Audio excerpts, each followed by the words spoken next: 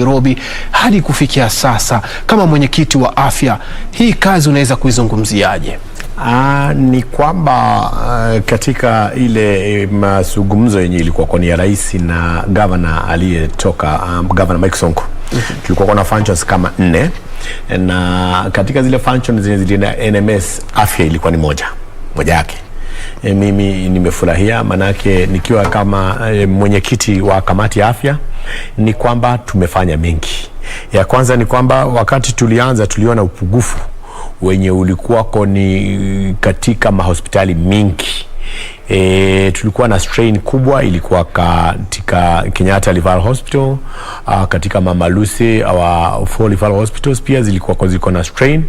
Na sasa basi katika ile kushagamka tukaona ni la muhimu kwamba tugeweka other health centers katika jiji.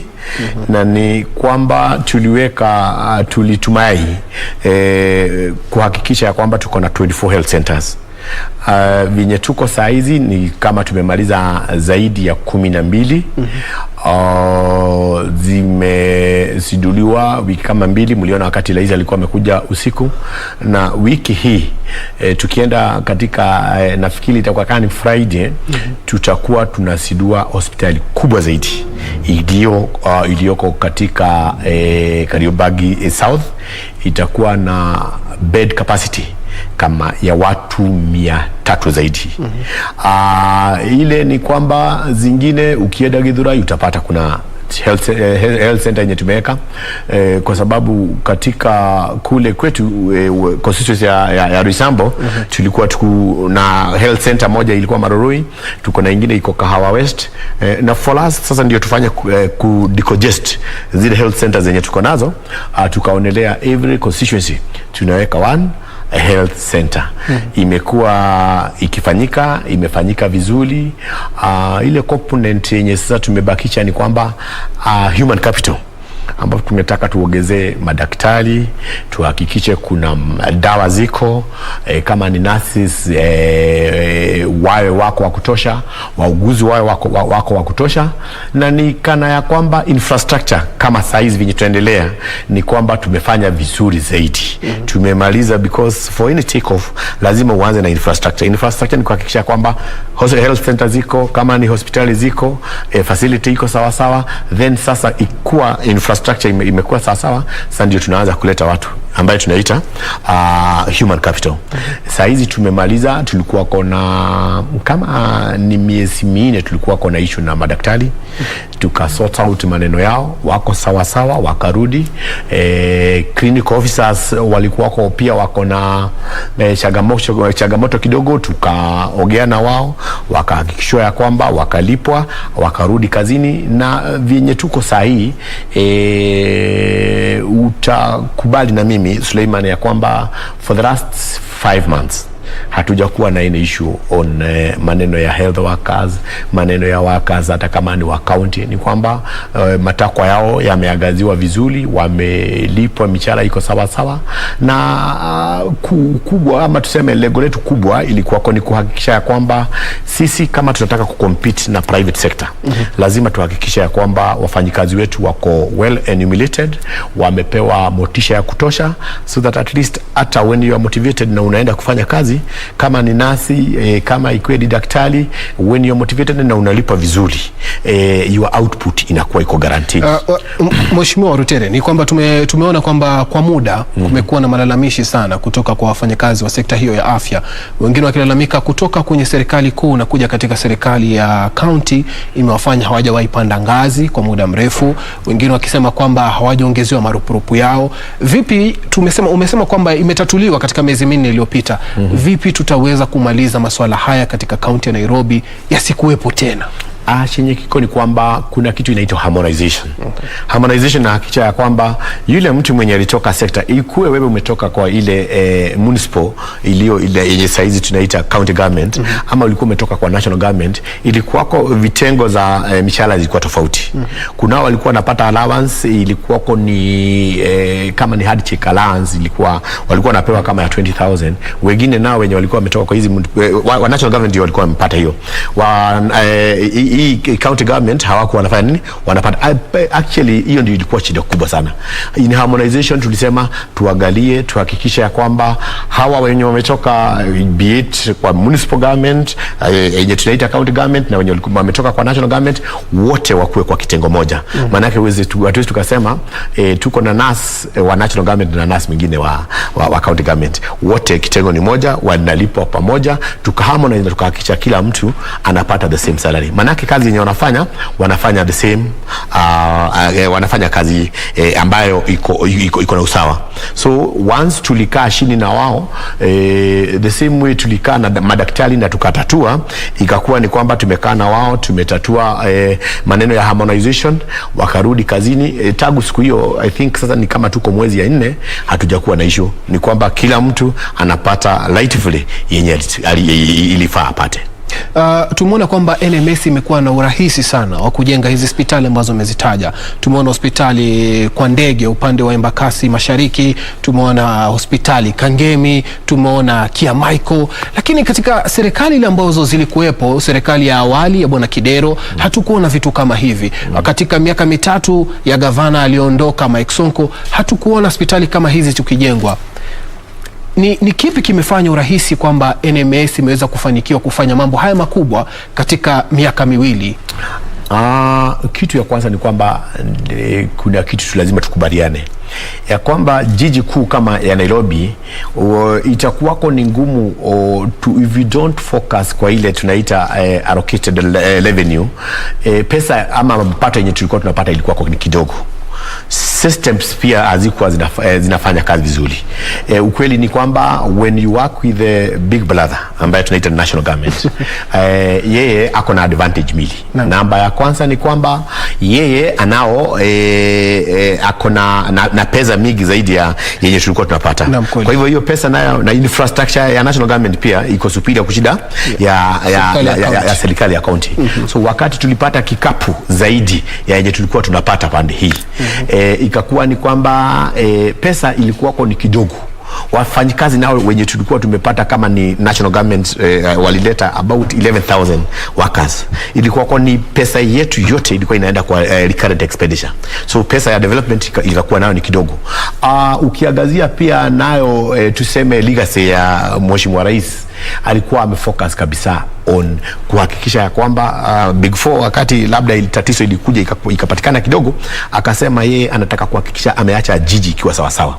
Shida yao na probably shida yake na Mheshimiwa Sonko ilikuwa ni yeye alikuwa anataka pesa yote ipelekwe kwa development. So ikakuwa ni wako wanaelewana. So wakati mtu anaitwa Meja Abadi amekuja, akapata kikapu kutoka kwa serikali kuu, akapata kikapu ingine naye pia tumempatia pande hii, si pesa ikakuwa kuna pesa mingi. Kwa saizi mnamtengea pesa ngapi? Labda NMS inatengewa pesa ngapi? Yote ya 4 functions amewekewa 27 almost 27 billion. 27 billion. Ni pesa mingi. Yetu tu kama ni sekta ya afya tuko na almost 8 billion. Pesa mzuri na ni pesa mingi. As much as hata tukisema kwa ile current expenditure kama tukatumia hata bilioni 5, tukiwa na bilioni 3 ziende kwa hospitali itakuwa ni pesa mingi. So infrastructure ya national government imetusaidia, goodwill ya national government imetusaidia, na the fact like governor alikuwa ni wa Jubilee na serikali ni ya Jubilee. Ile utata wenye tulikuwa nayo wakati wa Kidero na rais wakati yule, manake moja alikuwa ni opposition na huyu mwingine ni wa serikali, ikakuwa hakuna. So ile harmony yenye iko katika serikali hizi mbili ndio imefanya kazi inafanyika vizuri kwa usawa. Na pia ni kwamba mwanajeshi pia naye kufanya kazi anajua kufanya kazi. Ni kwamba kuna ile gap aliona, alikuwa ameona gap ya wakati wa Kidero, kuna gap yenye alikuwa ameona wakati wa sasa hapa kwa Sonko, yeye akawa naye anapitia katikati. Tumekuwa na mashini zenye zinatengeneza kama ni lami usiku na mchana. Mashini yenye inatengeneza lami kwa siku inaweza tengeneza hata kama ni kilomita 1. Ile mashini ilikuwa imelala kule. Ni contractors walikuwa wana sabotage serikali kusudi ndio wanafanya nini, wanapewa kazi. Unaona pesa ikikuja kwa national government, sisi allocation yetu ni kwamba tukiwapatia wale watu kadalasi inachukua wakati mdogo sana. Imepewanwa kama hizo hospitali tulikuwa na 124 zenye tumefanya within a period of 6 months.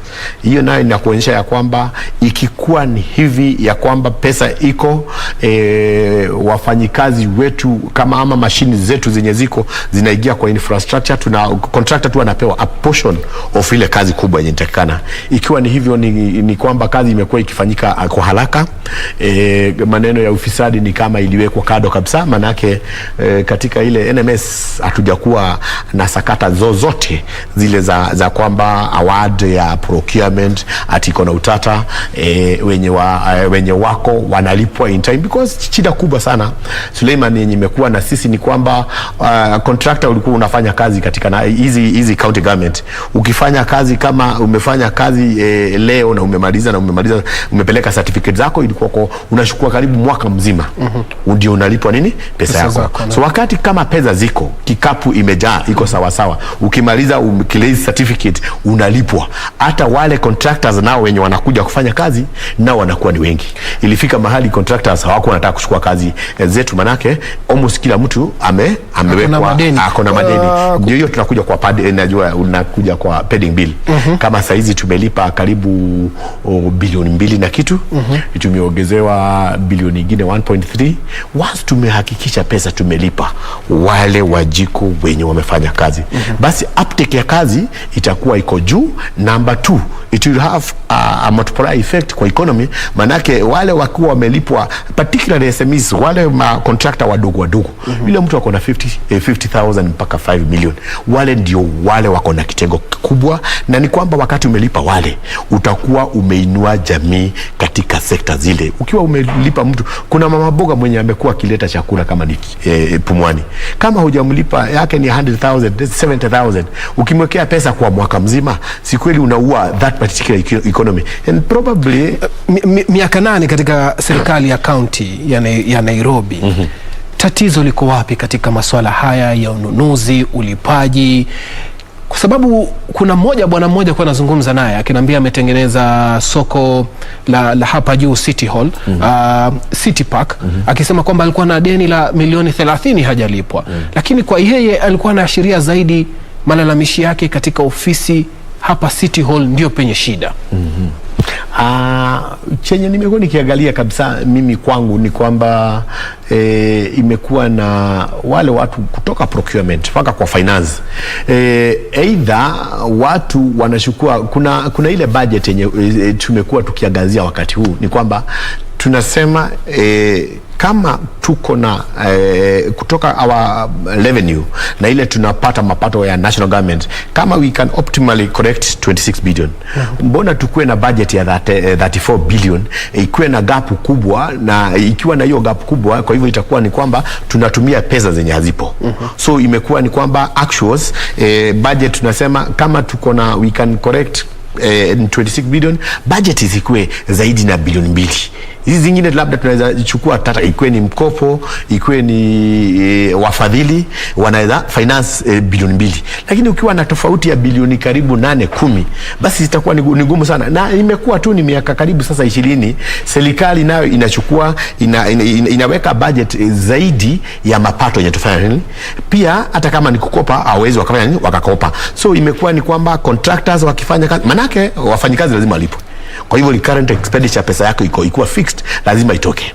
So ile pesa yenye inabaki ya development ambayo inakuwa should be pegged to about 30%, imekuwa ni kwamba tunaweka pesa yenye haiko. So itakuwa ni portfolio ya ile kitu tunaita pending bills, inaenda every year, inaenda ikifanya nini, mwaka nenda mwaka rudi, inaenda inaongezeka. So kwa sababu ni kwamba tumepeana kazi, na vile tunapeana kazi hakuna pesa ya kufanya nini, ya kulipa pale. So ili nakuaga ni realist, ile ni kwamba tunakaa kwa hali ambayo hatujielewi. So vyenye tumesema, na ndio umeona NMS imekuwa ikifanya kazi mzuri, ni kwamba tunasema kama uko na pesa peana pesa ya pesa mtu akilei certificate yake anaenda afanya nini, ndio inakuwa tofauti kubwa sana. Utapata ya private sector na public sector ni kwamba private sector imekuwa ikiendelea vikubwa, kwa sababu wale wanapaga na wako na mipagilio ya tuseme pesa yenye niko na milioni 1 na kupatia kazi ya milioni 1, ukilei certificate pesa yako iko wapi? Iko pale utakuwa ni kwamba uko na bilioni 1 na unapeana kazi ya bilioni 6. Hii bilioni 5 itatoka wapi jamani?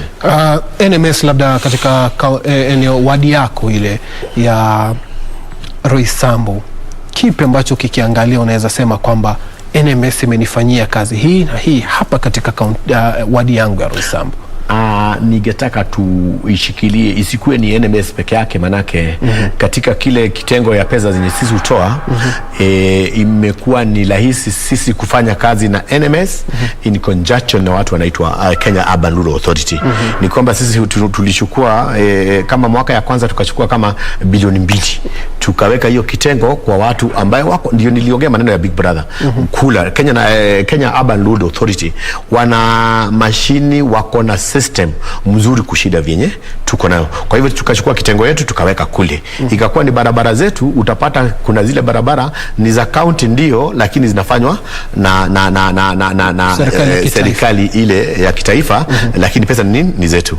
Kuna ile ya NMS, kama saizi niko na barabara niko na kilomita karibu 20 yenye tumepea 16 tumepea watu wa kula. Wako saizi wako Githurai, wamemalizia Kahawa, wanatoka sasa Kahawa West wakuje Zimmerman na mahadi ya kwetu sasa Roysambu. Githurai ukisema ni Githurai gani? Manake Githurai najua pia imegawanyika mara karibia 3. Kuna Githurai 44 ambaye ndio ya kwetu.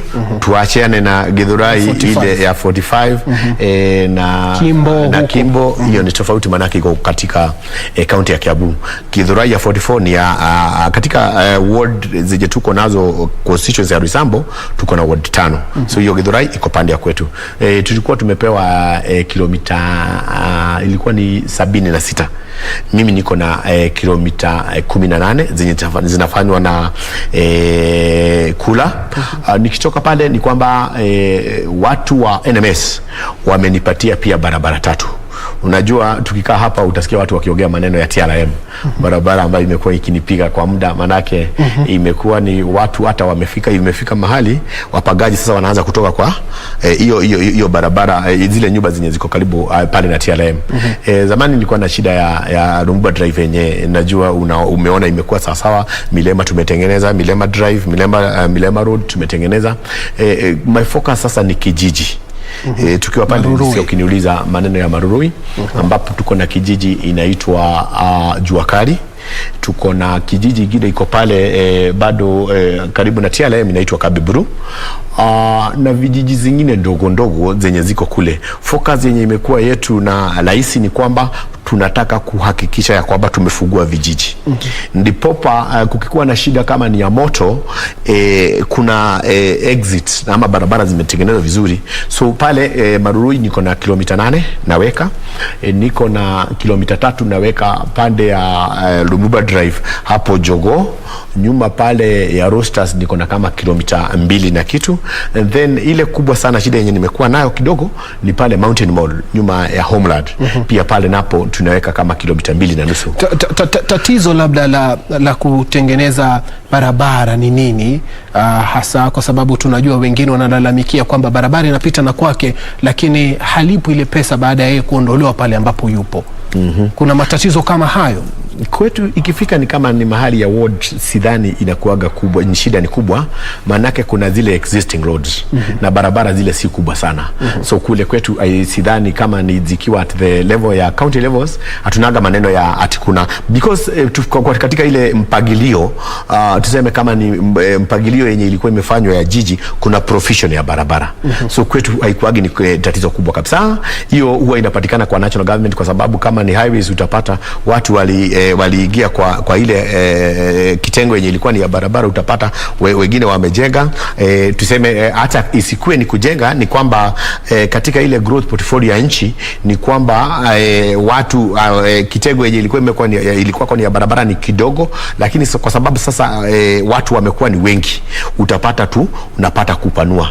Kwa hivyo kuna hiyo kitu inaitwa forceful acquisition na serikali sana huwa inakuwa ni kitengo ya serikali kubwa. Kwetu kama ni barabara, ikiwa ni kama hiyo ya TLM barabara, kulikuwa na profession ya barabara, basi iko sawa. Sisi hatuna maneno ya atutanunua hawa ndio barabara ikue. Yetu ni kwamba tu ni ile barabara yenye iko, kama ilikuwa ni ya malam tunataka ku upgrade ikue ni ya lami, basi inakuwa ni hivyo. Masuala ya elimu pia, maana najua eneo la Marurui baadhi ya wakazi wa kule ambao naweza sema ni eneo la mabanda, wengi walipoteza kazi sababu ya COVID-19. Kama kiongozi wa eneo lile ambaye ndiye kiongozi wa chini kabisa eneo lile, unawasaidia vipi kuhakikisha kwamba wanafunzi wanapata elimu zao hazikatizwi sababu ya COVID-19 na masuala mengineyo ambayo yanafungamana na elimu katika eneo lile? La muhimu ni kwamba kwanza nishukuru watu wa ward ya Roysambu, manake wamenipatia miaka sasa inakuja takriban miaka 10. Ukichaguliwa Nairobi, si hata Nairobi, manake kama nchi mzima, wakati tulikuwa 2013 tukikuja kuexit tukakuja kwa 2017, watu peke yake katika MCAs 1450 wenye walirudi tu walikuwa ni watu 40. Nikakuwa ni mmoja ya wale watu 40 wenye wafanya nini, walirudishwa. Kadri kwa nini probably tulirudishwa sisi ni kwamba kulikuwa kuna ile kazi yenye tulikuwa tunafanya. Ukikuja Marurui, mimi vinye niliingia 2013, kulikuwa na Marurui Primary School ambaye iko na watoto wa jamii yenye kabisa wako katika kitengo ya chini. Tulikuja tukapata wafadhili na tukaweka almost 153 million. Tukajenga shule inaitwa Marurui Primary School yenye ukienda saa hizi ilikuwa ni ya vibada, ukienda saa hizi inakaa kama ni university. Tumekuwa tukishikiriana na mheshimiwa Ihenya Dirango. Ukiangalia shule ya Garden Estate Secondary School iko imara, shule haikukuwa na saizi iko na karibu watoto 1000.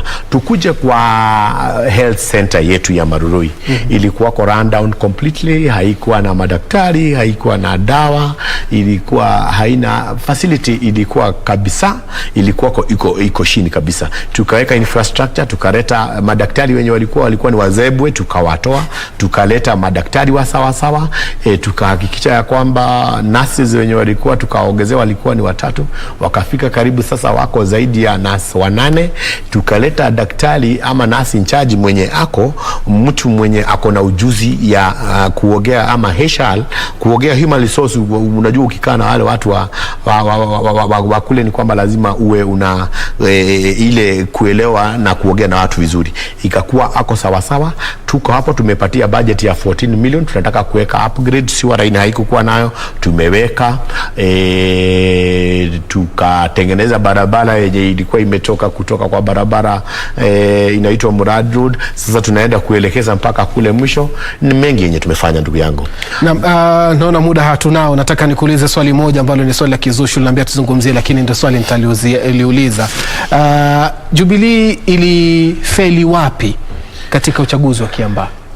Juzi kwa ufupi tu. Asante. Niliandika kama wiki iliyopita katika gazeti ya Standard, nikasema issue ya Jubilee kubwa ni kwamba tumekuwa na wale watu same people wamekaa mwaka rudi mwaka nenda.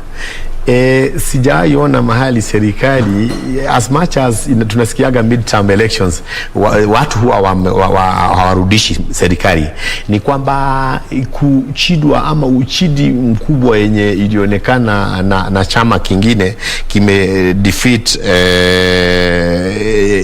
president katika kule tunakuita bedroom, ni kwamba kumekuwa na utata. Ni kwamba mimi nikiulizwa kuna order ya kwamba kuna watu hawajui ya kwamba hata Nokia ilikaa kwa miaka, lakini ikafika mahali wakati waliona they could not even go to profitability, wakatafuta kampuni nyingine ikawanunua. The same way Jubilee tumekaa sana. Kuna uzoefu ya watu ambao wamekuwa wakijipiga kifua zaidi, na hii watu wenye wamekuwa wakijipiga hiyo kifua ndio wameharibu Jubilee. Na Jubilee sasa imefika mahali sasa, either tufanye rebranding, tuhakikishe management yenye imekuwa na it is not getting it right itolewe, tupate watu wengine.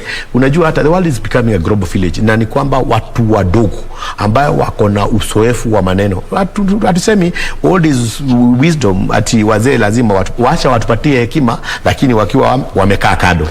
Shukran sana. Ni Mheshimiwa Peter Warutere, mwakilishi wa wadi ya Roysambu, ambaye pia ni mwenyekiti wa kamati ya afya katika kaunti hii ya jiji la Nairobi, tukizungumzia mengi tu kuhusiana na afya, wapi Jubilee imefeli. Kwa kiasi anahisi kwamba chama kinafaa kukaa upya chini na kuangalia mbele, pale ambako kuna vuja waweze kuziba. Ni maoni yake hayo, ambayo yeye ni miongoni mwa wanachama ndaki wa chama cha Jubilee. Kufikia hapo sina la ziada ila kutamatisha kipindi hiki cha Tamrini mchana huu wa leo. Usikose kuungana naye Irene Mchuma Udim mwendo wa saa 7 dhuhuri kwa taarifa za Lunchtime News.